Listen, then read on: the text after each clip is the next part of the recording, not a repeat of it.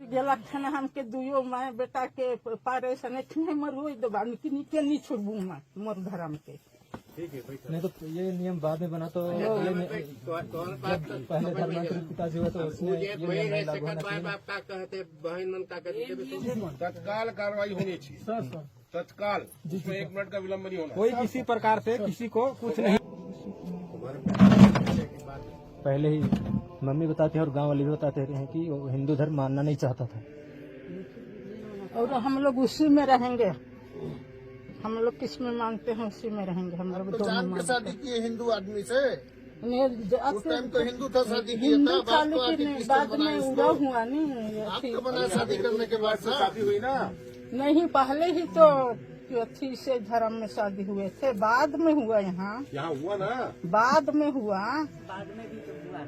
तो पहले तो वहाँ हुआ, पहले वहाँ हुआ, उसके बाद यहाँ हुआ ना घर में। आपको विरोध करना था जब हिंदू रीति रिवाज से करवा रहे थे उस समय आपको विरोध करना था यहाँ कि नहीं हम शादी हो गया है हमारा।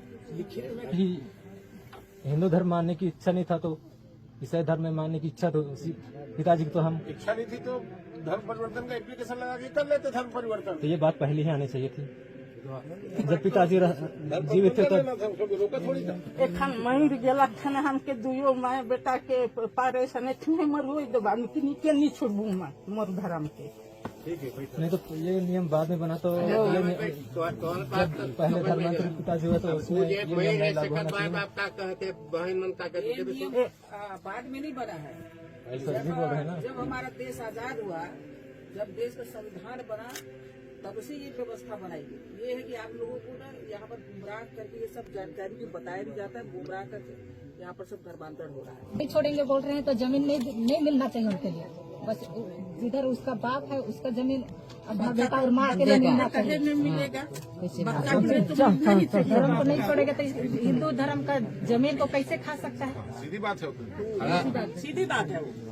जब मैं पिताजी से था तो मेरे को जमीन मिलेगा, जब मैं पिताजी से ही नहीं रहता तो जमीन वो क्या रह जाएगा। जो पिताजी है वही मानोगे ना भाई। मैं तो अभी जमीन किसके नाम पे? माता के नाम से।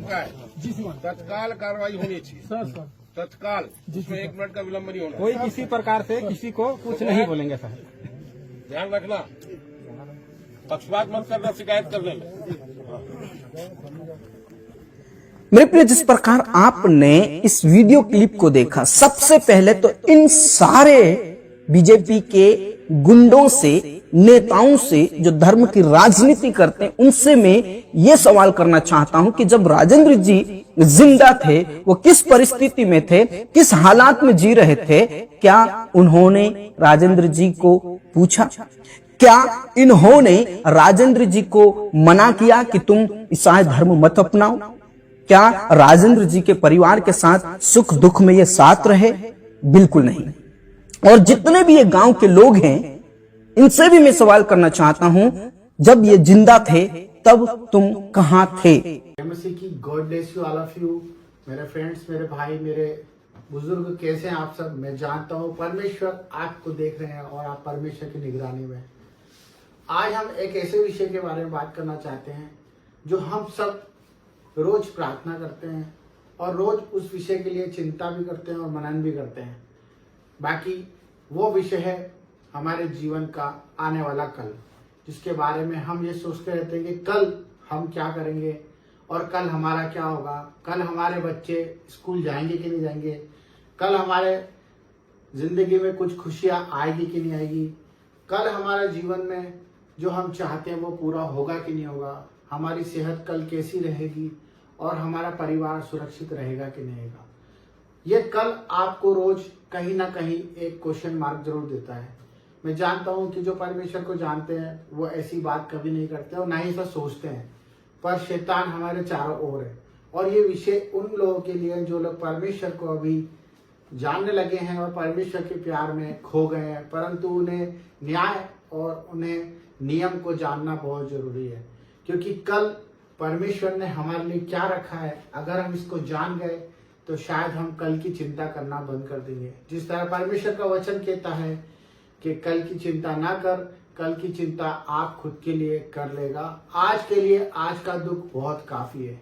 यही वचन परमेश्वर ने हमें इसलिए दिया है क्योंकि जो लोग भविष्य की चिंता करते हैं, जो अपनी खुद की सेल्फ चिंता करते हैं, जो अपने परिवार की चिंता करते हैं और कल के विषय में मनन लगा के अपनी पूरी जीविका खराब कर लेते हैं और ये नहीं सोच पाते कि हमें कल क्या करना है, उसी विषय में परमेश्वर हमें कहता है कि तू कल की चिंता मत कर, कल की चिंता आप खुद कर लेगा।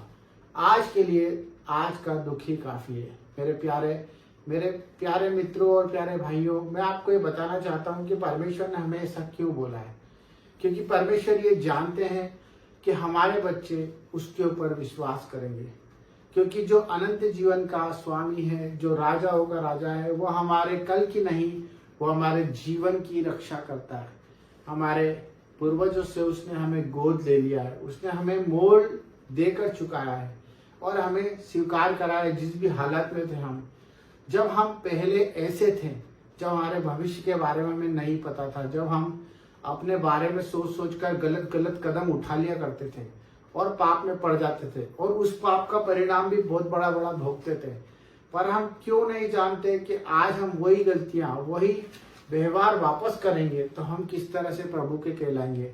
जिस तरह से परमेश्वर ने हम पर दया रखी, अगर आप उस दया को जानना चाहें तो हम कैसे अपने आप को जान सकते हैं, कैसे जान सकते हैं और कैसे जान सकते हैं। ये वही वचन है जो परमेश्वर का हमें सिखा रहा है कि तुम कल की चिंता मत करो। मैं जानता हूँ आज मेरा भाई कैंसर में है, मैं जानता हूँ कि आज मेरी बहन परेशान है, कर्जे में है, मैं जानता हूँ मेरे भाई उन अपने भाइयों से लड़ रहे हैं, अपनी चीजों के लिए, हक के लिए दौड़ रहे हैं, अपने काम काज की चिंताओं में, ऑफिस के टेंशनों में, अपने वर्क की टेंशन में बहुत कुछ अपना खो रहे हैं, अपना आनंद खो रहे हैं।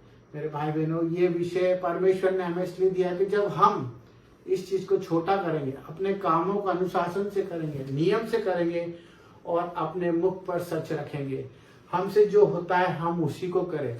हमारी आंखें जितना देखती हैं हम उसी को अपना काम का सोटा बनाया, उतना ही चले जितना हम चल सकते हैं, क्योंकि परमेश्वर ने हमारा बोझ अपने ऊपर ले लिया है। व्यर्थ चिंता ना करें, हमें चिंता करने की कोई जरूरत नहीं है, क्योंकि परमेश्वर ने क्रूस पर अपनी जान दी, अपने इकलौते पुत्र को हमारे लिए इसलिए दिया कि हम नाश ना हो और हम विजय के जुलूस में चले और परमेश्वर की महिमा को देखें। और परमेश्वर की महिमा जब ही होती है जब हम परमेश्वर के पीछे अपना क्रूस उठाकर चलते जाते हैं।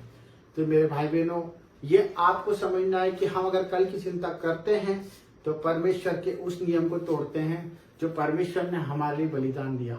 अगर आप महिमा देखना चाहते हैं और परमेश्वर के कामों को देखना चाहते हैं तो आज के आनंद में खुशियों से जियो, आनंद से अपने परिवार के साथ खुशियां मनाओ और प्रभु की आराधना करो, प्रार्थनाएं करो अपने पड़ोसी के लिए और अपने लिए भी। Thank you.